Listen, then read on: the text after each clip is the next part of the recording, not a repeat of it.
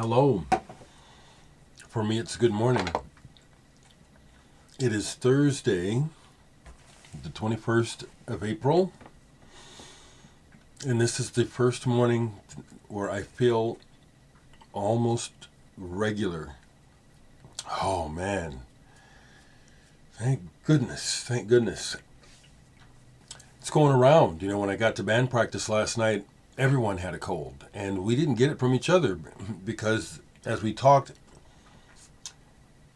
everyone it's been catching this, and I know, well, I don't know, but it doesn't seem like I got it from them, and yet they all got the same thing. Thankfully, it's run its course, so we'll be able to perform tonight.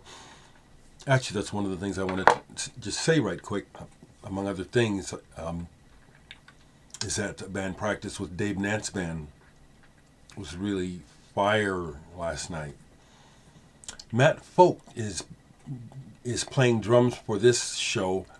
Kevin Donahue is like the primary drummer, but Dave is doing this thing where he's going to play with Rosalie on the road a bit, and so Kevin and Jim from the band are out with her already.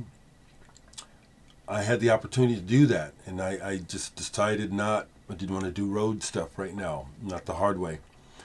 And so Dave brought in, and I love the way he works, Matt Folk from Head of Femur and Bright Eyes on drums. And been familiar with Matt for quite a while, but this is my first time playing with him, and I'm loving it. I'm absolutely loving it. I'm looking forward to the show tonight. Folks, thank you. Wow, the response to Peace Tones is really fantastic. Thank you very much, people. As I said very honestly, it's a free download, and the number of purchases and what you're paying is just very humbling. And also your comments. The music is connecting. Thank you so much. It's awesome. It is. Excuse me. Much going on almost all the time, but let me just share this right quick. I was contacted by a music associate / friend, Jonathan Mark Sievers, drummer. He was the last drummer I played with in the band Sun Ambulance. But he's also an artist, and he recently did a portrait for Conor Oberst, that's going to be exhibited here among some other things. And it ended up being like not a commission so much, but a piece where a gallery said, well, we want this for this collection this year. And then he said, well, I can do some more. I said, well, it's once a year, but you can submit something for next year. So he said he was thinking about who he wanted to do, and he along the lines of notable local people. And he got a hold of me, which is, again, a deep compliment. And he just sent me a post that he had gotten this far with the head so far. And, because of the... But can you just catch how that looks like me? Yeah, look at that. That's me. That's what a compliment, Such an act of love and respect. I love it. Thank you, people. Thank you so much. Thank you.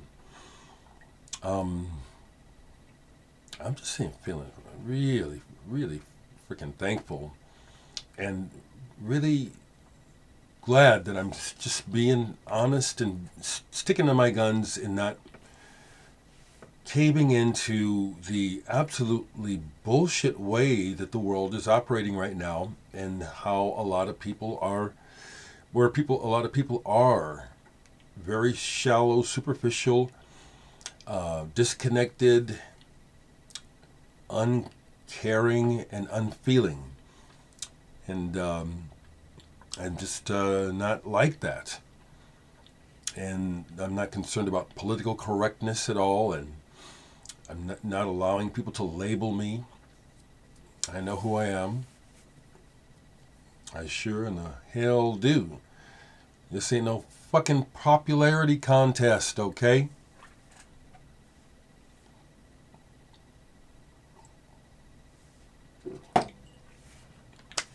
So, musically, yesterday, I played some music, put much of it away already.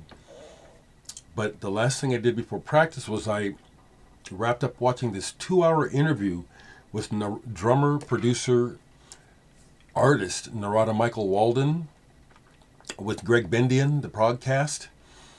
Excellent. Greg Bendian's just a great musician and person himself, and a nerd about music.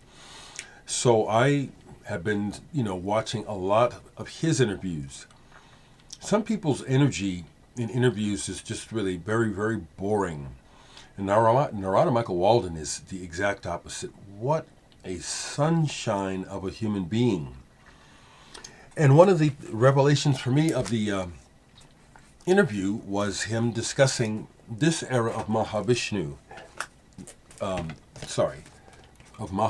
Orchestra, the second orchestral version when he replaced Billy Cobham. I say replaced because the interview reveals how it all happened, how he met John McLaughlin, and how they were both doing a guru thing, very sincerely, and with obviously positive results. And he was just told, don't compete with Billy. Don't try to replace Billy.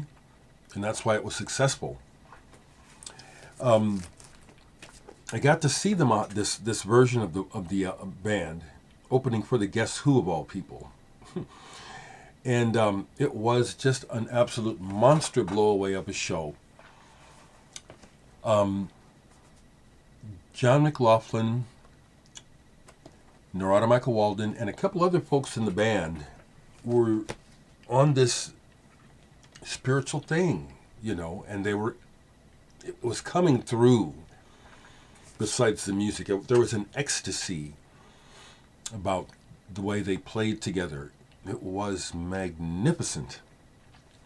So the other thing that was really nice and revelatory for me was to hear more about the making of this album, Inner Worlds, because I've always thought of this as a wonky sounding Mahavishnu album. It's like, it's going this way, it's going that way, it's a little clunky because they're trying things, and it turns out that John McLaughlin was really gracious to Narada and let him try things, literally.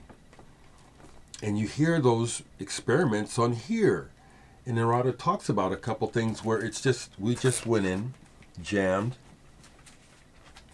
thought maybe with the idea of exploring an idea, that ends up becoming the piece on that album, and also on the Emerald, Visions of the Emerald Beyond. It made me pull a single I have by Narada, because he's an amazing producer. Some of the top hits of all time with Whitney Houston and others. And this is one of his solo songs that really caught my ear when it came out in 88. Interesting year for me. I try to put together why it was for me, but it was. But this really caught my ear. The production, the writing, and again, also his spirit. He's singing what he needs to sing to have a hit, which is about a woman, about love, about attraction. But this just sparkles. It just sparkles.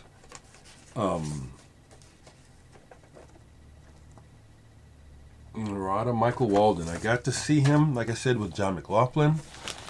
Then years ago when he went out with Jeff Beck again, whatever year that was, in the 2000s or 2010s, whenever it was, I got to see that tour as well. Got a really up close seat, and the whole band was on fire.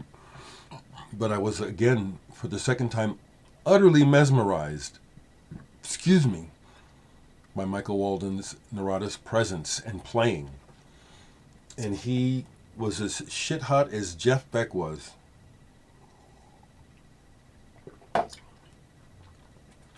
Love that, love that.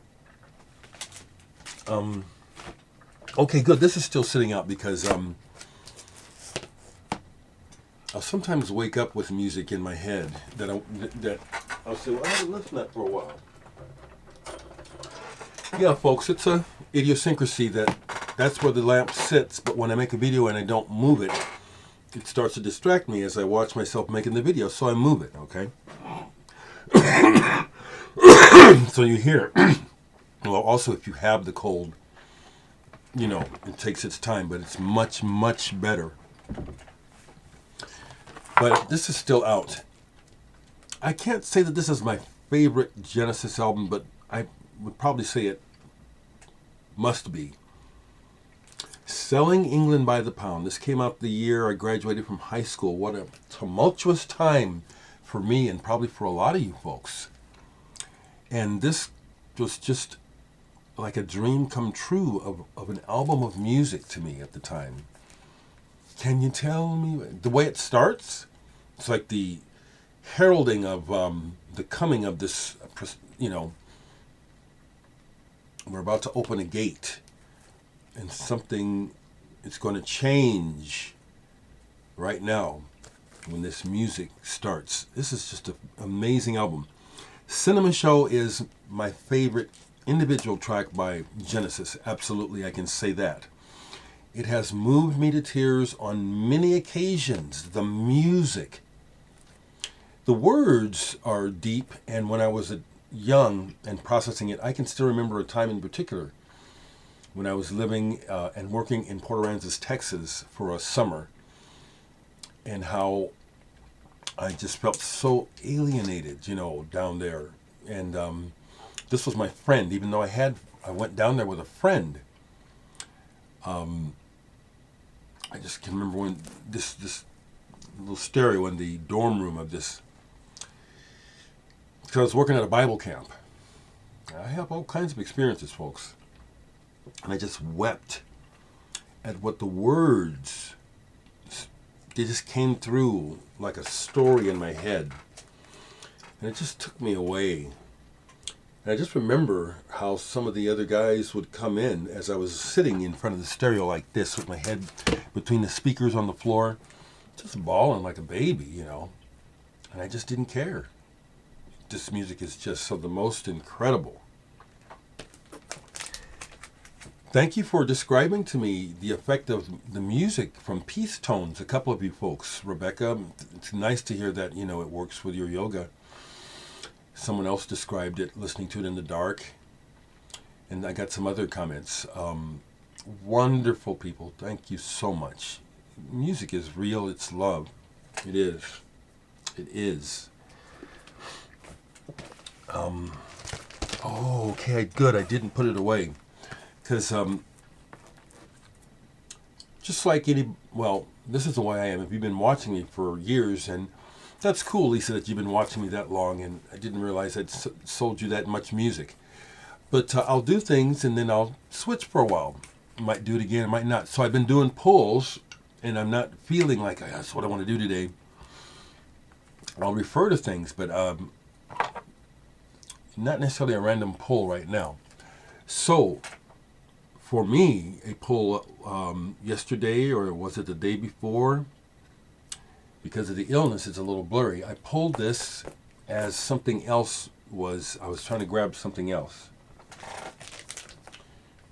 Yes, this M. Meyer Pensum, real repetitive. It's another one of those compact electronic releases that works. Very repetitive, but really good. M. Meyer. And so as I was grabbing that, this was stuck to it. Hadn't played this in quite a while. Oh, people. Stephen Maxwell von Braund, Monster Planet. This is something special, okay? This is just really something ultra cool. The story is all in here. I got turned onto this album originally when it came out by a friend named Wes, who was a total freak. Didn't do any drugs, none, ever. Didn't drink. But he looked like a member of Hawkwind, had this really long hair and glasses, had the most unusual record collection I had ever seen up to that point. This is coming out of high school. And he had this on the Clear Light of Jupiter label and original. This is a reissue.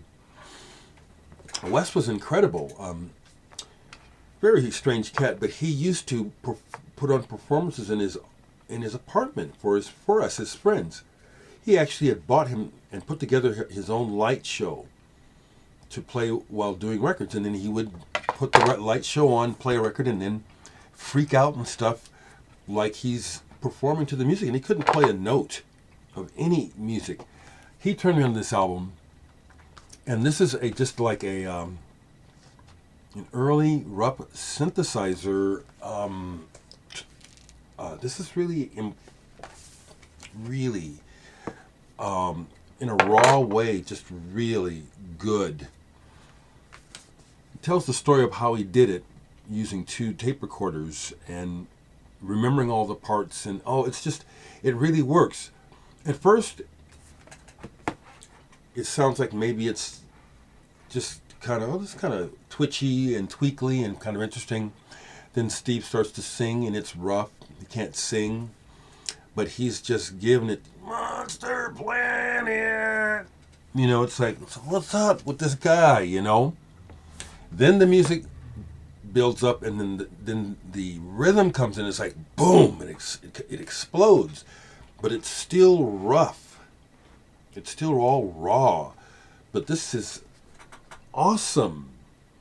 Monster Planet by Stephen Maxwell von Braund. Very cool story inside here. I really relate a lot to parts of the story because it's just like you're just piecing it together as you go. You're just like discovering something that really turns you on. The sound of electronics. Get turned on to German, in particular, cosmic music, and where it leads you. I just relate to that very much. That's a great, great album. Great album. The other thing that I'll say in regards to my story last night is I get a lot of different thoughts about stuff to share, but I thought I'd show some more of my McLaughlin. And one of the reasons, in my early days here, you saw that I would do collections videos. It made complete sense for me to do that, is to try to show my collections. But one of the annoying things that happens, and I want to tell you because it's something that I've grown out of, is the tendency for some collectors to be competitive in the sense that you show your collection, and I have this and I have this, and the only thing you hear from the other person is, but you don't have this, do you? Oh, you got to have that. And I'm just telling you straight up, fuck that, okay? This is my collection, and some of those records that people will say, well, you got to have that. Well, I don't. Maybe I do want it, but unfortunately I don't. But it's like, that's kind of like a shitty way to, I'm saying it up front, okay? I think that's a shitty way to interact about collecting. It's not a competition. And that's that one-upmanship, that's childish, okay? So that's really kind of been in the back of my head recently, where I'll show something, it's an artist, and I'll enthuse about them, but I only show an album, but I may have a bunch by that artist, maybe all of them, but I don't feel compelled that I have to show you everything to prove that. Recently, someone offered to give me a Shuggy Otis album. They gathered by the video that I didn't have the album. I do. I have it on vinyl. Thank you, though. So, I'll never forget when this came out. Mahavishnu Orchestra, we heard it. When it came out, I was working at Homer's around this time, or this was around the time when I was volunteering at the store just opened. And so I was always in the record store, hearing stuff when it came out and insisting that they play stuff that they wouldn't play otherwise. This just blew our shit away. Everyone, I'm speaking collectively for my friends and my brother. This was just an utter revelation. And it's still one of the most explosive, fantastic albums ever made. So I'm just showing some of these are not in order, but I'm just showing some more of my Mahavishnu. Apocalypse, of course, you know this one with Michael Tilson Thomas. Who is this the one that was produced by George Martin, or was it the one after it? Yeah, just incredible stuff. Just incredible stuff. Yeah, George Martin involved here. Yeah, producer. When I saw them play this live outdoors, I had a spiritual experience. I did. McLaughlin and Santana for a time on the same path. I thankfully could see that I did not need a person to follow, a guru. I just saw through that early on, probably through working with my grandfather who was a minister and just seeing how this cult of personality had nothing to do with what a person who's considered a guru really has to offer. So I've never gone that, but I've always gone for what do they have to offer? Because I'm just as high and divine as them. They ain't special. They ain't no more special than me. Or you, right? Do you feel that? Do you feel that? Because that's where I'm at about it. Ain't nobody over me. The best of. Got that. I have this early. I believe this is John McLaughlin's first solo album. Extrapolation, and it's very good. Tony Oxley on drums. This is good. Good. John McLaughlin. A pioneer, actually. And Jimmy Page gets taught. This is not a diss. This is Dereck's opinion. Because Jimmy Page and John McLaughlin come from the same background, did a lot of work in tandem, studio, etc. Jimmy Page is on the throne that belongs to John McLaughlin when it comes to actual.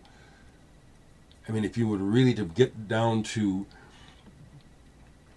if someone wanted to do a thesis and just study what John McLaughlin has done for the guitar. I'm just talking about guitar. In comparison to Jimmy Page, there is no comparison. And then, did you know that Jimmy Page was a student of John McLaughlin's at first? Did y'all know that? Devotion. The story behind this album is cool too because this is him on his way trying to get things going, and Buddy Mouse plays drums, and they didn't know what John wanted. Billy Cox is on here. You can hear that they're trying to. I don't know what he wants. We were trying to figure it out, and it's a document, but it's ultimately unsatisfying. And I can hear why John he didn't like Steven Wilson with his early stuff. You don't want to hear that shit. The trio with Paco de Lucia and Al Di Meola, Passion, Grace, and Fire. You know, a stroke of brilliance to get these guys together. I used to have an original on Dawn, UK Dawn label. Sold it, but Where Fortune Smiles is an early, and it's fantastic. All these people bring the heat on this. Stu Martin on drums. Yeah, this is very good with John Sermon. Another absolute favorite. See, I just have to see the records because there's hundreds of them, but this is an exceptional album. And piece 1 and 2 on this never fail to transport me out of my body. My goals beyond. I've got a couple different reissues of this. This achieves what it sets out to do. This is like, I can just totally imagine myself floating down the river Ganges, transport was all polluted and stuff, you know. And just, oh, it just does things, you know. Of course, Birds of Fire, right? Incredible, incredible. You know, I'm going to show some more, but I'm still not going to show all, okay? That way, in relation to my earlier comment, collectors do want to say, oh, but he doesn't have this, but he doesn't have that. You still don't know that. Because I might. I am not going to show everything. This is some more of my McLaughlin. See how I have fun with this? That's why I'm doing it. I have fun with it. And I keep repeating stuff like that I've been saying because that is part of my how I operate, and I do know that I want to share and teach. It's part of it's part of what I'm about. So yeah, there's always this through connection to the things I'm saying and thinking, you know. I forget the fellow's name, but someone in the vinyl community sent this to me. He was at the show, and he sent me this album with the Jimmy Herring and the Fourth Dimension and his band live in San Francisco. This is really quite good. Quite good. I must admit that when I play it, I pretty much always find myself skipping over Jimmy Herring's solos. No offense to him, but it's like I'm here to listen to John McLaughlin, period. Mahavishnu. This is a good album. Interesting that he decided to call it Mahavishnu, but I gotta love that about John McLaughlin because he operates on his own calling. Interesting that Billy Cobham is back on this album. Now, of all these albums, I'm going to set this over here because it's like, okay, I got to revisit that. See, here's another version of the My Goals Beyond album, a reissue on the Douglas Casablanca label. Here's two of my favorite solo, well, I keep saying that. These are two very excellent McLaughlin albums. Music Spoken Here. It was about this time that I saw him live for the second time with the piano sisters, Katya and Maria Lebec.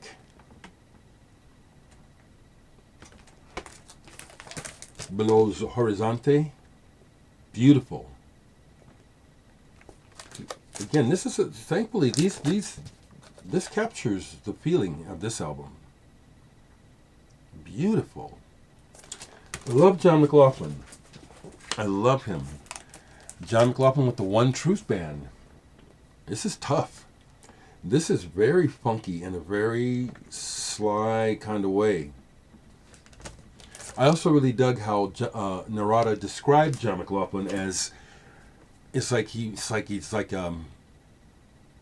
there's a lot of blackness in the way John McLaughlin acts, which I completely can understand, and it wouldn't be fake at all. It's like, you know, you've absorbed this life and this lifestyle and these people for so long. It's you.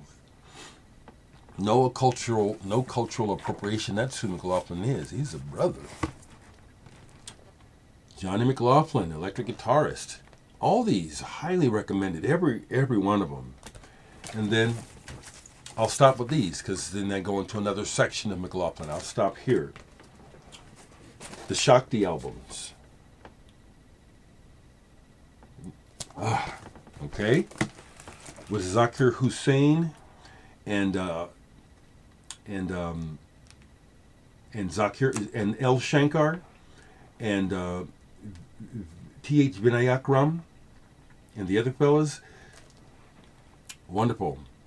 I got to see Zakir Hussain not maybe 15 years ago, something like that, with another Indian classical musician in a very intimate concert. And afterwards, there was a Q&A, and then the audience was invited to have dinner with the band. And I stayed and had dinner and yapped up with Mr. Zakir Hussain and the other fellow who's, I got the CD, but I can't think of his name right now. He's a Indian classical music master of the Sarod. So, geez, a half hour. How does that happen? You know, it seems like I'm just talking for a couple minutes here. that's what I want to share today, folks. Keep keep the love flowing. We have to do our part in this sick, sick, sick motherfucking world. So sick and so shitty that the sick, shitty motherfuckers can't see it. And they're just up to no good. So we just really got to fire up our cannons of love and get this shit rolling, okay? And I'm saying it like this because we don't, it's like, this is with love. I don't have to be trying to be no damn Eckhart Tolle, and that's in here, okay? But this fire is in here too, okay? And I'm also well aware of my dark side, which is important to acknowledge your dark side. This bullshit of somebody's all good or all bad, that's just nonsense. Reminds me of the mainstream and the people who are just fucking shit up with their weird beliefs. I am not political. I am a concerned citizen. It's a shame that some people watching this are so stupid to interpret what I'm saying as political. That's your problem, and you're the motherfucking problem. And we need more people like me telling you. Like that, bravo to that Mallory, what's her name? Where she just, that stupid shit that other woman was saying about grooming and fucking bullshit. And I happen to know from experience that the very people who are accusing everyone else and doing all this stuff to the children, they're the ones doing it. That's the shit I found out working in the mental health system. That's why I had to get away from working in the children's units, is because you see what's really going on. And I would see so often where kids were being scapegoated and something else was going on. And these kids are being scapegoated. Ain't nothing wrong with these kids.